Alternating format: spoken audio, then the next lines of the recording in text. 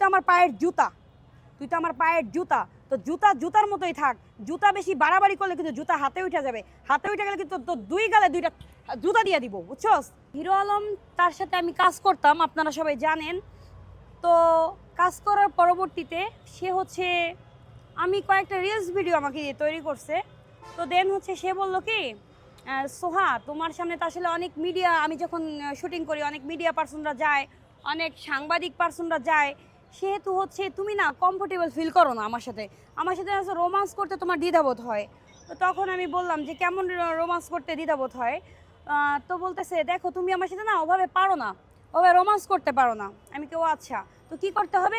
তোমার লজ্জাটা ভাঙাতে হবে আমার। আমি কেউ আচ্ছা, কারণ কি দেখো তুমি আমার অফিসে একদিন আসো, তোমাকে চুমায়া চুমায়া তোমার একদম ভরে দিব, তোমাকে এত আদর করব, তুমি আদরের কথা ভুলতেই পারবা না, তুমি আমাকে আমার কথা মনেই করতে হবে। আর হিরো আলম যাকে ছোঁয়, হ্যাঁ, তার তার সারা জীবন তাকে মনে করতে হয়।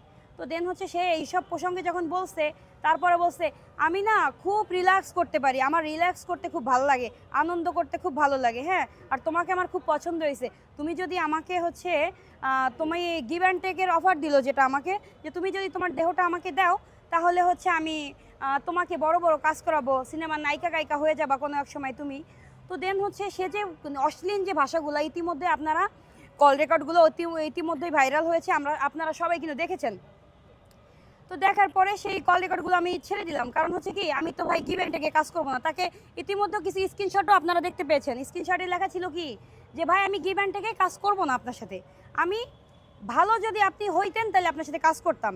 আর আমি একটা শিক্ষিত মেয়ে, আপনি হচ্ছে একটা প্রস্টিটিউট আছে লাভলি নামের মেয়ে, ওই প্রস্টিটিউট, ওর যার জন্ম পরিচয় ঠিক নেই, যার মা হচ্ছে একটা কলগাল, ও নিজে একটা কলগাল, তো ওই কলগালকে নিয়ে আপনি ভিডিও বানান আর করেন, ওই কলগালকে নিয়ে আমার বিরুদ্ধে কথা বলান, টাকা দিয়ে ভাড়া করে আই না, এটা তো আসলে আমি মেনে নিতে পারবো না।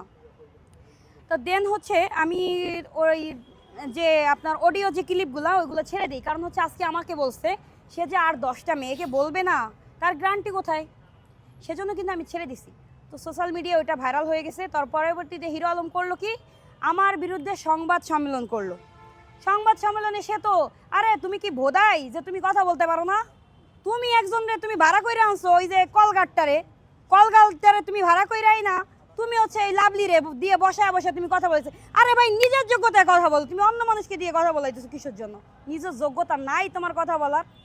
তুমি নিজের যোগ্যতায় কথা বলো যে না আমি এটা করিনি, আমি ছমনিকে এটা বলিনি, তো তুমি কেমনে আসলে এটা না বলবা? তোমার তো সব প্রমাণ সহকারে আমি এসেছি। আর এই কলগালটা আমাকে নিয়ে অনেক কথা বলেছে, আমাকে বিশ্রিয়ে যে ভাষায় যে কথা বলেছে, এগুলো আসলে আমার ফ্যামিলি শুনেছে, আমাকে অনেক মানুষ শুনে আমাকে বিচ্ছিরি কথা বলেছে।